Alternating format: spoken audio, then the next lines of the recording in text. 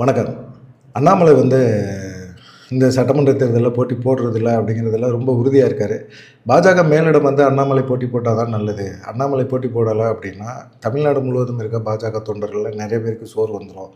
அண்ணாமலைக்கு எதிர்ப்பு பாஜகவுள்ள 2ஆம் கட்ட தலைவர்கள் மத்தியில் இருக்குது. அது எல்லாத்துக்குமே வெளிப்படையாக தெரியுது. அவங்க மூலமாக எடப்பாடி பழனிசாமியோட ஒரு டையை போட்டு வச்சுக்கிட்டு அண்ணாமலை தேர்தல் காலத்தில் நிற்க வேணான்னு நினைக்கிறாங்க. நிற்க வேணான்னு செஞ்சுட்டாங்க, செஞ்சு விட்டாங்க. ஆனாலும் அண்ணாமலைக்கு பாஜக மேலிடம் அண்ணாமலை தேர்தலில் நின்றால் தான் நல்லது அப்படின்னு நினைக்கிறாங்க. ஆனால் அண்ணாமலை வேணாம் அப்படின்னு நினைக்கிறாரு. காரணம் என்னென்னா, அவர் கேட்ட தொகுதிகள் கிடைக்கல. கவுண்டம்பாளையம் கேட்டிருந்தார், சிங்காநல்லூர் கேட்டிருந்தார், கிணத்துக்கடவு கேட்டிருந்தார். கிணத்துக்கடவுலாம் அவருடைய நண்பருக்கு கேட்டிருந்தார், அவருடைய ஆதரவாளர் கேட்டிருந்தார், வசந்தராஜன் அப்படிங்கிறவருக்கு. ஆனால் எதையுமே எடப்பாடி பழனிசாமி ஒதுக்கலை. எடப்பாடி பழனிசாமி ஒதுக்காததுக்கு மிக முக்கியமான காரணம் நயினா நாகேந்திரன் தான். நினச்சிருந்தா நயினா நாகேந்திரன் மாநில தலைவராக இருக்கார், கொஞ்சம் அழுத்தம் கொடுத்துருந்தா கண்டிப்பாக இதை வாங்கியிருக்க முடியும். ஆனால் சூலூர், கவுண்டம்பாளையம், சிங்காநல்லூர் இது எதையுமே ஒதுக்கலை எடப்பாடி பழனிசாமி. அப்படின்னா பாஜக இங்கே இருக்கிற மாநிலம் தலைமை இவங்க எல்லாமே பார்த்திங்கன்னா எடப்பாடி பழனிசாமியோட ஒத்து போயிட்டாங்க. அவங்க எடப்பாடி பழனிசாமிக்கு ஏற்கனவே அண்ணாமலையை சுத்தமாகவே பிடிக்காது. அண்ணாமலைக்கும் அவருக்குமே வாய் தகராறு பயங்கரமாக இருக்குது. அதனால் பார்த்திங்கன்னா அண்ணாமலையோட வளர்ச்சி தன்னுடைய அரசியல் எதிர்காலத்துக்கே கேள்விக்குறி ஆகிடும் அப்படிங்கிற ஒரு எண்ணம். கோயம்புத்தூர் பாஜகவோட கோட்டையாக மாறிடும் அப்படிங்கிற ஒரு பயம் கூட இருக்குது. அதனால தான் திமுகவோட சேர்ந்து ஒரு டையப்பை போட்டு அண்ணாமலை அப்படிங்கிற ஒரு விஷயமே அரசியலில் எதிர்காலத்தில் இருக்கவே கூடாது அப்படின்னு எடப்பாடி பழனிசாமி ஒரு முடிவை பண்ணி, அந்த முடிவின் அடிப்படையில் பாஜக மாநில தலைவர்கள் எல்லாத்தையுமே கையில் போட்டு வச்சுக்கிட்டு அவர் இந்த வேலையை பார்த்துருக்கிறார். கோயம்புத்தூரில் 10 சட்டமன்ற தொகுதி இருக்குது. இதில் ஒரே ஒரு தொகுதி கோயம்புத்தூர் வடக்கை மட்டும் கொடுக்குறாங்க. ஏற்கனவே பார்த்திங்கன்னா கோயம்புத்தூர் தெற்கில் நின்ற வானதி சீனிவாசன் வடக்கில் நிற்கிறாங்க. வானதி சீனிவாசனுக்காக மட்டும்தான் கோவை வடக்கை ஒதுக்குறாங்க. அப்படின்னா அண்ணாமலைக்காக ஒதுக்க முடியாதா? அண்ணாமலை பேசினார் அன்னைக்கு நீங்கள் நாடாளுமன்ற தேர்தல் சமயத்தில் பாஜகவை கழட்டி விட்டீங்க. அப்போ தலைமையில் என்டிஏ கூட்டணி ஒரு கூட்டணியை அண்ணாமலை தான் உருவாக்குனார். அப்போது அதிமுகவையும் எதிர்க்க வேண்டியிருந்தது, திமுகவையும் எதிர்க்க வேண்டியிருந்தது. எப்படி திமுக ஃபைல்ஸ் விடுறானோ அதே போல் அதிமுக ஃபைல்ஸையும் வெளியிடுவேன்னு சொன்னார். எல்லாருமே குற்றச்சாட்டை சொன்னார். ஒரு எதிர்க்கட்சி ஆகிட்டீங்க, நீங்கள் கூட்டணியில் இருக்கிற வரைக்கும் கூட்டணி தர்மப்படி உங்களை பற்றி எந்த விதமான இதுவுமே பண்ண முடியாது. இப்போ குற்றச்சாட்டே சொல்லக்கூடாது. ஆனால் நீங்கள் இப்போ எதிரியான பிறகு நாடாளுமன்ற தேர்தல் சமயத்தில் உங்களையும் விமர்சனம் பண்ண வேண்டிய ஒரு கட்டாயத்துக்கு அண்ணாமலை போனார், பேசினார். அது ஒரு மிகப்பெரிய ஒரு விஷயமாயிடுச்சு.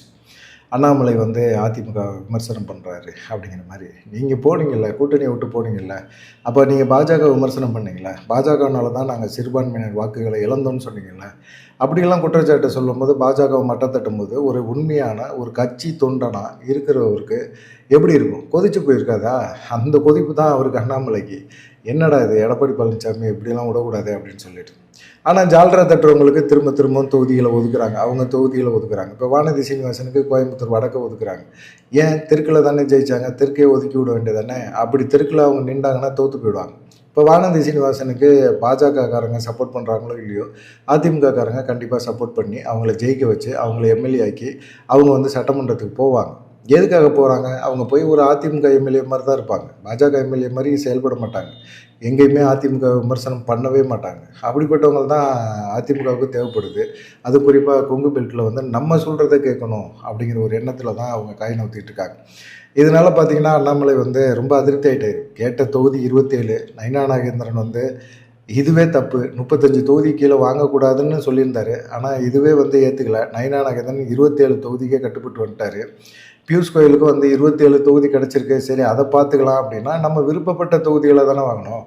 அதில் 10 தொகுதிகள் தான் நம்ம போராடி ஜெயிக்கக்கூடிய ஒரு தொகுதிகள். மீதி 17 தொகுதிகள் அதிமுகவே போட்டி போட்டாலும், மாநில கட்சி திமுகவை ஏற்று போட்டி போட்டாலும் அந்த ஜெயிக்க முடியாத தொகுதிகளை பாஜக ஒதுக்கி விட்டாங்க.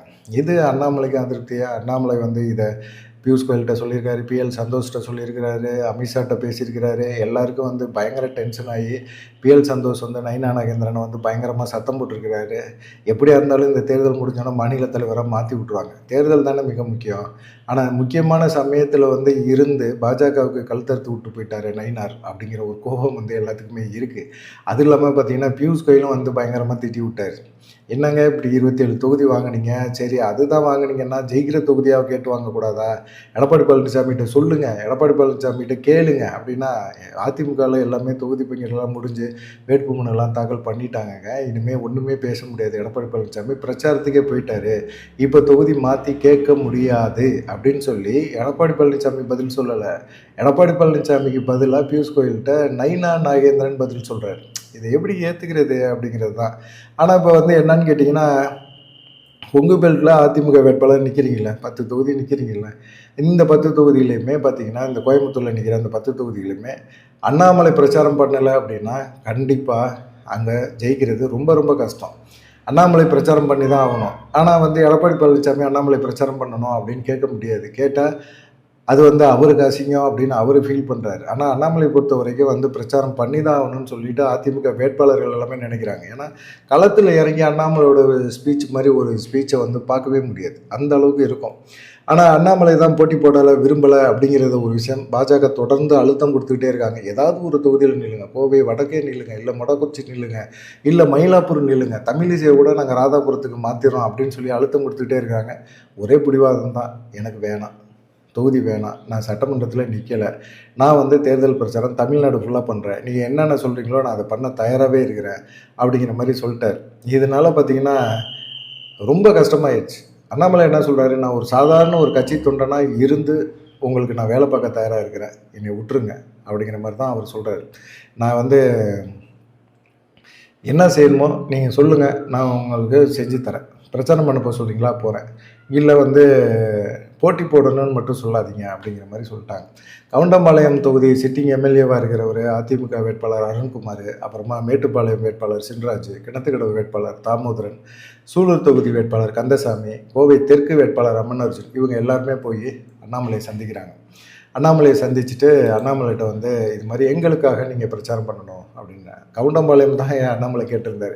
அந்த தொகுதி வேட்பாளர் அருண்குமாரே வந்து போய் அண்ணாமலைகிட்ட வந்து இது மாதிரி எனக்காக பிரச்சாரம் பண்ணணும் அப்படின்லாம் சொல்லும்போது அண்ணாமலையோட வேல்யூ என்ன அப்படிங்கிறது அதிமுக வேட்பாளர்களுக்கே தெரிஞ்சிருக்கு. எடப்பாடி பழனிசாமி பிரச்சாரம் பண்ணுறதை விட அண்ணாமலை பிரச்சாரம் பண்ணுறது வந்து மிக முக்கியம் அப்படிங்கிறத உணர்ந்துருக்காங்க, அதிமுக வேட்பாளர்கள் உணர்ந்துருக்கிறாங்க. அதனால் பார்த்திங்கன்னா அவர் வந்து அண்ணாமலைகிட்ட போய் கவுண்டம்பாளையம் அதிமுக வேட்பாளர் அருண்குமார் போய் கேட்கும்போது, அண்ணே என்னண்ணே இப்படி சொல்லிவிட்டீங்க, நான் வந்து உங்களுக்கு வேலை பார்க்குறேண்ணே, ஒன்றும் பிரச்சனை இல்லைண்ணே, 23ஆம் தேதி இங்கே தானே இருப்பேன், ஓட்டு போடுவேண்ணே, ஓட்டு போட்டுட்டு நான் அங்கே பூத் ஏஜெண்டாக உட்காந்து எல்லாத்தையும் சரி பார்த்து முழு வேலையும் முடிச்சு கொடுத்துட்டு வரேனே உனக்கு அப்படிங்கிற மாதிரி சொல்லியிருக்கிறாரு. அப்படின்னா அண்ணாமலை ஒரு பாஜகவுக்கு ஒரு மெசேஜை கொடுக்குறாரு அப்படிங்கிறது தான் அர்த்தம்.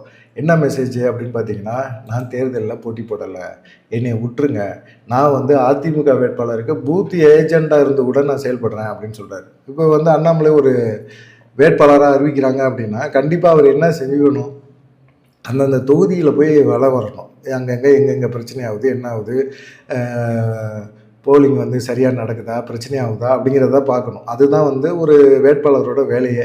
அண்ணாமலை இப்போ இந்த விஷயம் மூலமாக என்ன சொல்லியிருக்காரு அப்படின்னா, நான் வந்து போட்டி போட விரும்பலை, நான் வேட்பாளராக விரும்பலை, என்னை விட்டுருங்க, நான் பூத் ஏஜெண்டாக இருந்து கவுண்டம்பாளையம் வேட்பாளர் அருண்குமாருக்கு நான் வேலை பார்க்குறேன் அப்படிங்கிற மாதிரி அவர் சொல்லியிருக்காரு அப்படிங்கிற மாதிரி தெரியுது. இதை பார்க்கும்போது கண்டிப்பாக என்னை கட்டாயப்படுத்தாதீங்கன்னு பாஜக மேலிடத்துக்கு சொல்லியிருக்கிறாங்க. அண்ணாமலை போட்டி போடலை அப்படின்னா கண்டிப்பாக வந்து பாஜகவில் ஏதோ உள்ளடி வேலை நடக்குது, அண்ணாமலைக்கு எதிர்ப்பு அதிகமாக இருக்குது அப்படின்னு சொல்லிட்டு அண்ணாமலை ஆதரவாளர்கள் பாஜகவுக்கு ஓட்டு போட மாட்டாங்க. அண்ணாமலை வேட்பாளராக இல்லை அப்படின்னாலும், அண்ணாமலை பிரச்சாரம் பண்ண வரல அப்படின்னாலும் கண்டிப்பாக வந்து பாஜகவோட ஓட்டுகள் வந்து மிக மோசமாக போகும். அந்த 11-12% வாக்குகள் வந்து வர்றதுக்கு வாய்ப்பே கிடையாது அப்படிங்கிற மாதிரி சொல்கிறாங்க. இந்த தடவை தோத்தாங்க அப்படின்னா கண்டிப்பாக அதுக்கு பொறுப்பேற்றுக்க அண்ணாமலை மேலே யாருமே குற்றம் சொல்ல முடியாது, குற்றச்சாட்டுகள்லாம் சொல்ல முடியாது. பாஜகவோட மாநில தலைவர், 2ஆம் கட்ட தலைவர்கள் எல்லாருமே யார் யாரெல்லாம் அண்ணாமலை ஒதுக்குனாங்களோ அவங்க எல்லாருமே. ஆனால் இந்த தேர்தல் முடிவுக்கு அப்புறமா பாஜகவில் மிகப்பெரிய ஒரு மாற்றம் இருக்கும் அப்படின்னு சொல்கிறாங்க. அந்த மாற்றத்தை வச்சு என்ன பண்ண முடியும்? எப்போ வந்து ஒரு மாற்றம் மிக முக்கியமான ஒரு இடத்துல தேவைப்படுதோ அந்த இடத்துல ஒரு மாற்றத்தை கொடுக்காம நாங்கள் வந்து பொறுங்க, நாங்கள் மிகப்பெரிய ஒரு மாற்றத்தை கொடுக்குறதுக்கு ரெடி ஆகிட்டு இருக்கோம் அப்படிங்கிற மாதிரி சொல்கிறது வேஸ்ட்டு.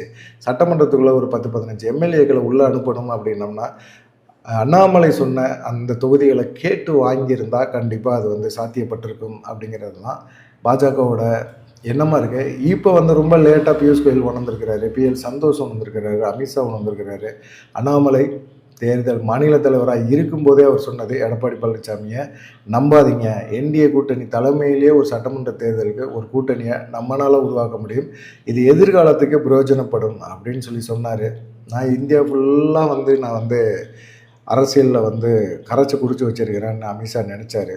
அண்ணாமலைக்கு அளவுக்கு அமித்ஷாட்ட இல்லைப்பா அப்படிங்கிற மாதிரி தான் தமிழ்நாடை பொறுத்த வரைக்கும் வேறு மாதிரி இருக்குது. தமிழ்நாடு அரசியல் வேறு, அண்ணாமலை அமித்ஷா நினைக்கிற அரசியல் வேறு அப்படிங்கிறத இந்த தேர்தல் அவங்களுக்கு உணர்த்தும் அப்படிங்கிற மாதிரி சொல்லியிருக்காங்க. கடைசி வரைக்கும் அண்ணாமலை வந்து தேர்தலில் போட்டி போடலை அப்படிங்கிறதுல ரொம்ப முடிவாக இருக்கிறாரு அப்படின்னு சொல்லி சொல்கிறாங்க. உங்களுடைய கருத்து என்ன அப்படிங்கிறத மறக்காமல் கமெண்ட் பண்ணுங்கள். அண்ணாமலை தேர்தலில் போட்டி போடலாமா வேணாமா?